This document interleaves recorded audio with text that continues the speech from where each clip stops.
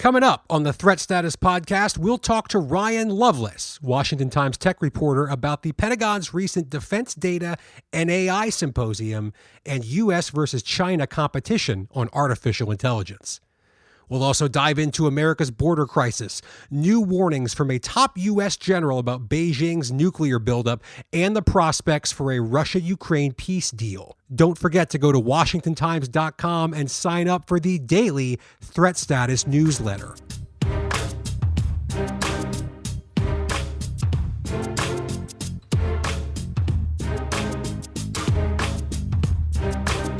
Hello and welcome to the Threat Status Podcast. I'm your host, Ben Wolfgang, national security correspondent at the Washington Times, and I'm joined by my esteemed co-host, Guy Taylor, the national security editor here at the Times. Guy, it's good to see you. We survived, and thankfully we weren't all turned into smoldering ash by a Russian nuclear weapon from outer space. So we're going to celebrate this week by talking about something else that might kill us all. Artificial intelligence.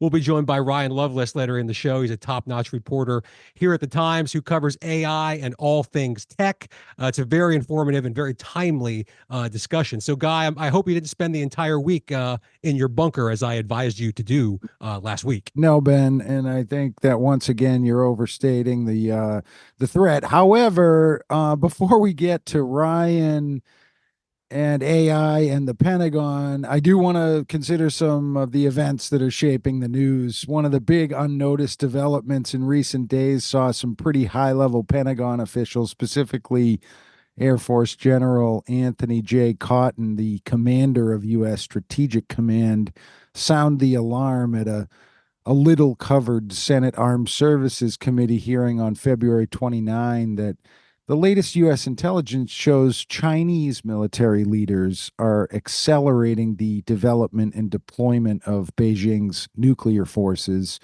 We've heard rumblings about this for a few years now from the Pentagon. Remember, China's not a party to any major non-proliferation treaty with the U.S. or really anyone.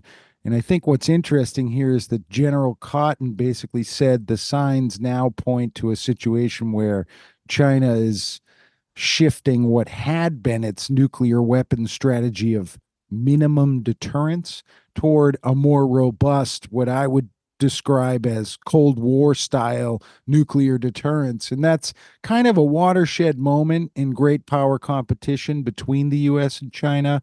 Probably one of the most interesting things in the February 29 hearing was a moment when Senator Tom Cotton, this is not to be confused with General Cotton, and let me just put in a caveat for our listeners who don't know, Senator Tom Cotton is really one of the biggest China hawks in the U.S. legislature. No question. He made what I would consider to be a new disclosure of intelligence during the hearing. He said that China's nuclear arsenal has expanded by more than 100% since 2012 when Xi Jinping came to power.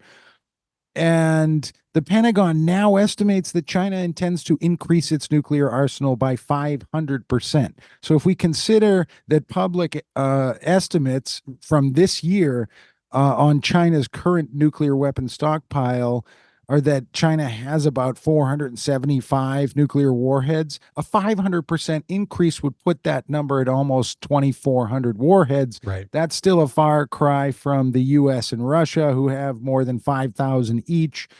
But at some point, there's an absurdity to this, a frightening absurdity to it. But when we're talking about a shift away from a strategy of minimum deterrence, which is maybe what a middle power would have, toward a more robust Cold War style great power deterrence, that number swirls in the background. Right. Well, look, I mean, one of the things that jumped out to me from what was really a remarkable hearing that's jam-packed with information that's very timely and that Americans need to hear. This idea of China clinically studying the United States and its targets. That was something that really jumped out to me because, for example, about 10 days ago now, you had another balloon flying over the western United States and everybody's thought immediately goes to China. Is this a Chinese spy balloon? Just like we saw in early 2023. This concept of China clinically studying the US, gathering intelligence, whether it's by spy balloons, spies inside US military ranks, TikTok, the systematic theft of intellectual property. This is no accident. This is a strategy, as you know, our good friend and colleague Bill Gertz would tell you, that they have been focusing on and coming up with and perfecting over many years and years and years, clinically studying the US, what's vulnerable, where could they hit us if necessary. That jumped out to me because it was just put into very stark terms in front of that Senate panel, just how deliberate the Chinese Communist Party has been with this over now a period of decades, Guy. Yeah, I mean, and I think a potentially frightening undertone here, and also very interesting one, is that concern about China is one of the few areas of bipartisanship on Capitol Hill. There's certainly not bipartisan unity on how to what U.S.-China policy should be, but concern about China's rising power as an autocratic, Communist Party-ruled government is shared by Democrats and Republicans. Ben, before we move into Ryan Lovelace here, I want to highlight another thing that got NatSec community water cooler talk going in recent days. There was not much attention paid to Ukrainian President Zelensky's visit to Saudi Arabia last week, with the Russian invasion cranking along into its third year. Saudi Crown Prince Mohammed bin Salman is seeking to position himself as a potential mediator to end this war, even though Riyadh remains pretty closely aligned with Russia on energy politics, given that both are members of OPEC. Do you think anyone could play mediator? It's a great question. Honestly, I don't think so, unless Zelensky radically changes his position and he's willing to give up part of his country to Russia. I mean, that's essentially the only mediation I think that realistically could occur. But look, I've been struck by this for a long time, and you're probably sick of hearing me talk about it, this idea that from the beginning of the war, the White House said this only is going to end at the negotiating table. That was the United States position, and that's essentially been totally forgotten at this point. Well, except I want to highlight what Cliff May wrote in the Washington Times this week. He's the Foundation for Defense of Democracy's president and a regular columnist. And he basically called out Republicans on the sort of right flank for holding up more aid to Ukraine, saying, look, if we're moving toward a second Trump presidency and President Trump wants to negotiate an end to the war, then the biggest gift that the far right in the legislature could give to Trump right now is more aid for Ukraine so that they can push back Russian invaders and put President Trump in a position of leverage when he calls Vladimir Putin and says, let's get a win in the first few months of my presidency and end the war. I thought that was a pretty interesting argument. Well, look, I mean, that's essentially what the goal should be here, right? Like, I mean, if you go back to what we just talked about, the original United States position is this is going to end at the negotiating table. How do we go about making that happen? Well, look, the Cliff Bay piece hits the nail on the head, because this might be perhaps one of those rare instances where, you know, foreign policy, war, geopolitics actually sort of dovetails quite nicely with domestic politics in the United States if the parties involved want to actually make that happen, of course. I mean, you could be in a position where if a deal somehow gets done, Ukraine gets the aid that it needs, and they're able to repel this Russian assault, or at least stop, sort of stem the tide of momentum that seems to really be building on Russia's side right now. The one thing that could turn that around potentially, or at least stop it temporarily, is U.S. aid. So if Congress can get that done, if there's a deal that can be had, if Republicans can get on board, if Trump allows it to happen, sure. I think Cliff May makes an incredibly valid and timely point that potentially, you know, could allow just about everybody involved here to come out and save face to some degree and get a win. Ben, let's get to Ryan Lovelace, the senior national security tech reporter on the threat status team, to talk about the Pentagon and the growing intersection between Silicon Valley and the defense industrial base. the U.S. military's push for a major AI overhaul took center stage recently in Washington at the Pentagon's Chief Digital and Artificial Intelligence Office, CDAO AI symposium that brought together DoD officials with top minds in technology from the U.S. private sector. Ryan, you covered the symposium closely. How are you doing? What was your take? Hey, doing great here. My takeaway, there are really a few things that I think are really important. The first is it's clear the Defense Department thinks it didn't get ahead of the curve on AI and wants to do so now. And this symposium was really a recognition of that fact, that they haven't perfected it yet, but they want to get there. And, we heard Dr. Martell, who runs the CDAO, who is the Defense Department's chief AI officer, turn some heads in the room of some of those big tech companies, some of those defense and intelligence officers when he said, "We need your help." When he called for help and said, "We haven't done this exactly as we wanted, but we're ready to do so now." Who all was there? I know there were some heavy hitters. Alexander Wang was there, right? He's the 27-year-old billionaire head of Scale AI, a San Francisco company. They actually announced that they have a new partnership to test AI models, right? What was that all about? And who else was there?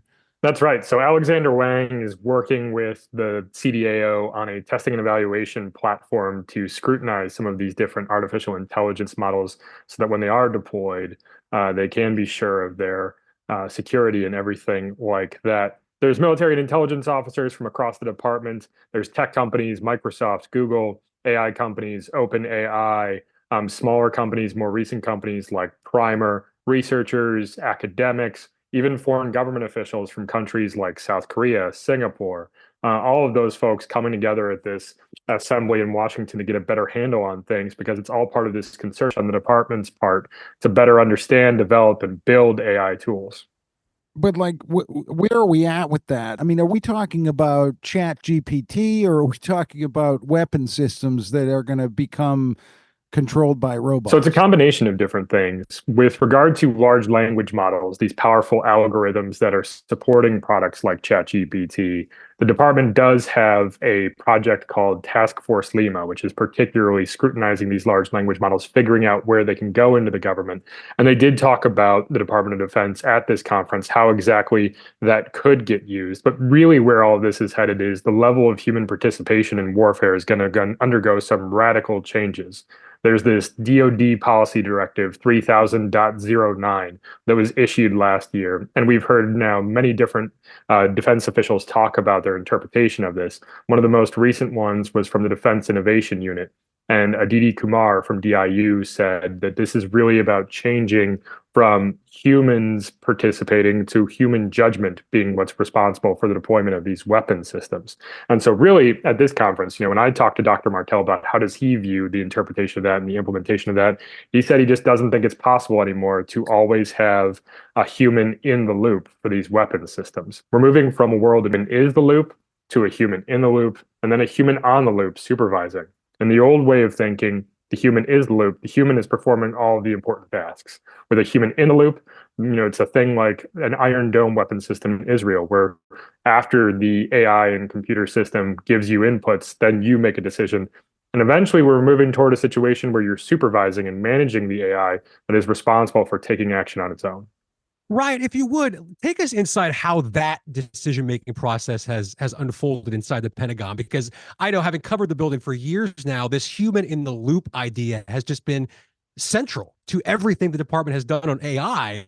And has the change been driven solely by technology? They just realized that it's not feasible anymore? Is there a conscious decision made that, hey, maybe all these, ethical considerations that we've had, maybe we can relax those a little bit and not have humans at the front of every decision made? How did they get to this point where that human in the loop has sort of changed? I think a lot of it has been driven by private industry and a recognition that the Department of Defense needs to get up to speed with where the private sector is moving.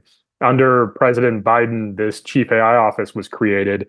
And Dr. Martell's background is from the private sector, formerly of Lyft, the ride-sharing company, and Dropbox, the file-sharing software company. And that's really the kind of people that we're seeing really get incorporated into the government now. And mentioning some of the folks that were there this week and talking about Alexander Wang from Scale AI, he's 27 years old. There's a lot of young, fresh faces that haven't been in the Pentagon before that are now going to be coming through. Central Command is working with a former Google executive named Andrew Moore, and he was talking and evaluating the U.S. versus China and what he's seeing. And when he's looking at the private sector, he was noticing that there's two areas that he didn't want to define in a public forum, where hyperscalers in the US, which are companies like Google Cloud and Amazon Web Services, had been outperformed by China, that China had done things better than the United States.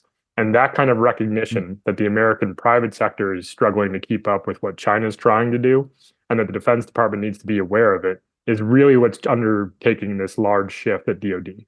I hear a lot of people in the national security community talking privately about AI and drones and the idea of having decision dominance over entire theaters around the world by some futuristic model of having drones with quantum computing sensors and AI capability to communicate with themselves, gather intelligence, shift and move in mass. I'm talking a few thousand in the air at once. How far are we from that? Is that something that actually gets discussed, or is the discussion much more rudimentary at this point? It gets discussed. They've got a goal. The goal for the replicator program in particular that has to do with the deployment of autonomous weapon systems is by August of 2025, they want thousands of autonomous weapon systems that can be fully deployed. And that's according to Joy Schanberger, a Department of Defense advisor. So we know they've got a goal, they've got a timeline to do it.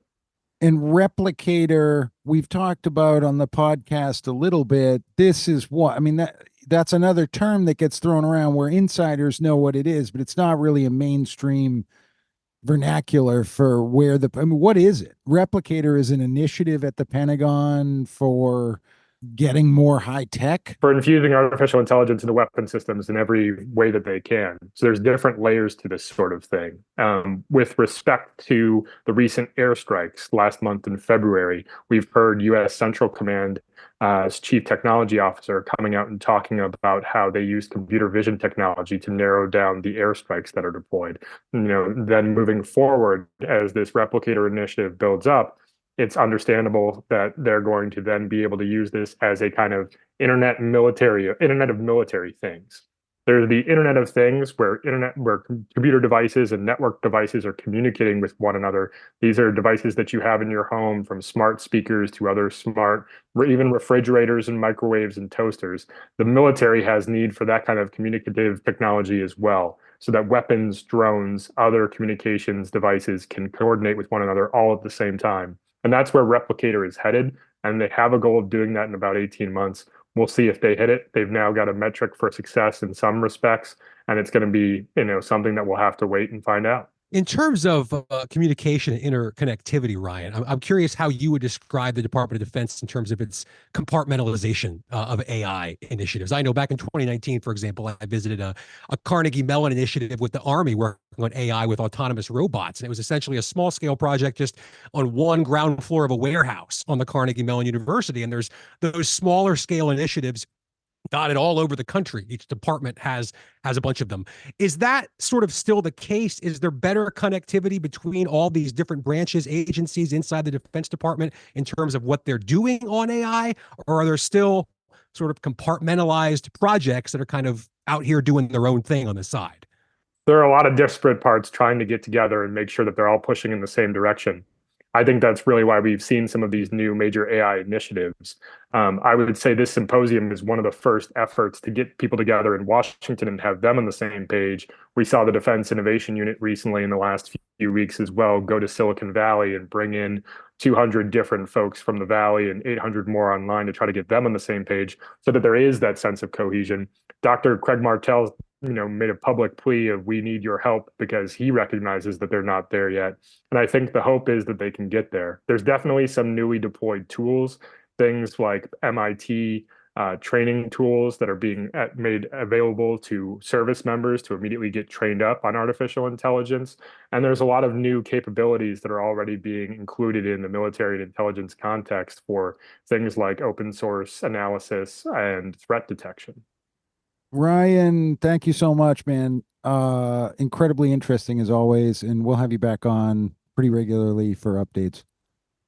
Thanks, guys. Thanks, Ryan. Ben, Ryan's comments about the Pentagon's emerging replicator initiative are particularly interesting. DoD officials have announced and discussed replicator publicly in recent months, but really only to a limited degree. I actually got into a discussion about it in a threat status video interview recently with Steve Bauscher, the CEO of InQtel. That's essentially the venture capital firm run under the purview of the CIA. InQtel is invested in a number of futuristic companies in the U.S. and around the world that are working on everything from satellite launch capabilities to artificial intelligence. And so it too is actually involved in Replicator. Steve Bauscher told me that he feels that drone development, and specifically the development of a domestic U.S. Futuristic drone manufacturing base, is really at the heart of what Replicator is all about. Here's a clip from that Threat Status Influencers video interview with InQtel CEO Steve Bauscher. Drones and are going to be a clear, important platform in the future of conflict. And unfortunately, the drones that are most capable of having impact are the cheap, disposable, attributable, autonomous drones that China has been making for a number of years for the commercial markets. And the U.S. does not really have a commercial drone manufacturing base. And one of the goals of Replicator, I believe, is to stimulate the growth of that, because if we end up in a conflict with China, we can't expect to be able to source materials and manufacturing and finished products from China. So I believe the goal of Replicator is to accelerate the development of our own drone industrial base, because we see it as critical to the future of conflicts around the world. That's fascinating discussion, Guy. Everybody, make sure you go to WashingtonTimes.com, where you can watch the entire conversation that Guy has with Steve Bauscher. Yeah, actually, Ben, I want to point out as well that the House Select Committee on the Chinese Communist Party, they're actually having a field hearing in Boston over the coming days, focused on bioeconomy and national security, and it's featuring InQtel and a couple of companies, specifically Ginkgo Bioworks, that are in the InQtel investment portfolio. That's probably going to go under the radar of national security news, but it's pretty interesting.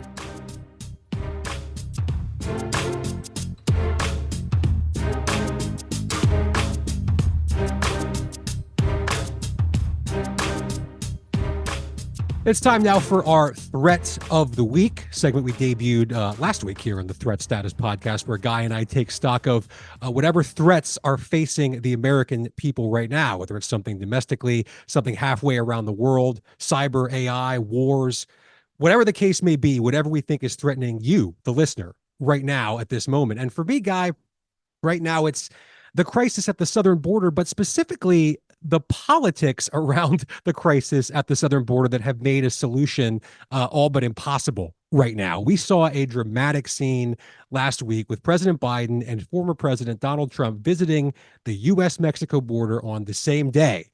And for me, it just crystallized how dysfunctional the U.S. and its political system has become on this issue. The president declared it's long past time to act, but for years, Joe Biden had virtually no incentive to really deal with the problem. It was Trump's issue, and Democrats were reluctant to do anything at all that would appear harsh, cruel, insensitive to undocumented immigrants. And let's be honest here, there is in fact a portion of the liberal base in the Democratic Party that does want something resembling an open borders type policy. Biden knows that. But in a re-election year, he has no choice but to try and find a solution, as poll after poll shows this is a massive political liability for him. But now Trump has little incentive. In terms of raw, naked politics, why should Trump and his Republican allies in Congress do anything now in March 2024 that would give Biden a political win? From their perspective, let the Democrats let this fire rage, and then the Republicans will deal with it when they win re-election. And that's why potential deals in Congress seem all but dead, or at least on life support right now. The political calculations and motivations of both sides have not aligned. And meanwhile, things just get uglier and uglier. Our colleague Stephen Dinan has a new report, it seems like every day, about the rash of high-profile crimes attributed to illegal immigrants. So everyone agrees there needs to be a solution.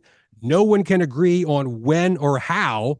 And that's a threat to all of us right now, Guy. Ben, I appreciate your threat of the week. I have a totally different one. I'm going to go with the prospect of a widening nuclear arms race with China, given what got discussed at the February 29 Senate Armed Services hearing, where really we had the Pentagon's, the head of Strategic Command, giving a new warning about Beijing's acceleration of nuclear warhead development and deployment, and the prospect also, well, actually, this is me and my threat of the week, the prospect of nuclear proliferation in the 21st century, a new kind of it, given China's growing relations with Russia, North Korea, and Iran.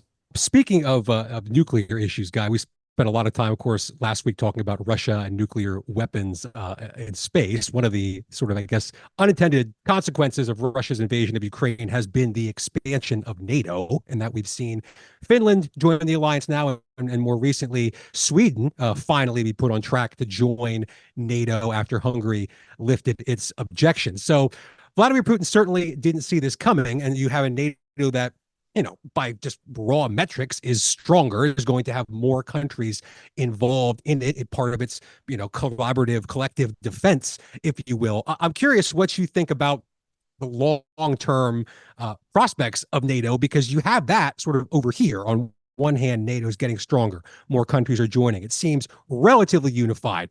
On the other hand, you have candidate Donald Trump, former President Trump, who looks, barring something unexpected, to be the Republican nominee for president, who seems, frankly, as hostile to NATO as he's ever been, with some of the comments he's made recently about letting Vladimir Putin do whatever he wants, quote unquote, if NATO countries don't pay their bills and don't beef up their own defense budget. So NATO's kind of, it's a dichotomy here. How do you see that right now? I think that the distortion of the debate about NATO spending within the context of U.S. political posturing is difficult to kind of digest. I think what we're talking about is, do major European powers and Turkey, we're talking about France, Germany, do they actually have an appetite to spend more on their own defense? When you talk to NATO officials, that's what we're really talking about here. I think Poland stands out as an example of a country right next to the Ukraine war that has dramatically increased its domestic spending on defense, and it's trying to be a model for other NATO countries.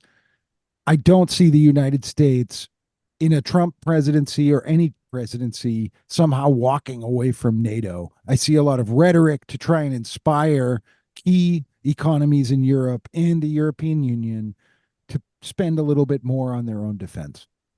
Yeah, I think that's probably true. I mean, we saw a lot of rhetoric around a lot of things, especially in the first Trump presidency, NATO getting troops out of the Middle East. And at the end of the day, nothing particularly dramatic or unexpected really happens. Maybe that'll be different. We this also time. heard it back in the Obama administration. I mean, Sure. the call for NATO allies to spend more. I think it's going to be interesting to see how the ascension of Finland and Sweden impacts this discussion. And I totally look forward to getting into it in future podcasts. Absolutely. It's been a pleasure as always. Thank you all so much for listening to the second episode of the Threat Status Podcast. Tell your friends and hit that subscribe button. We'll be back next week.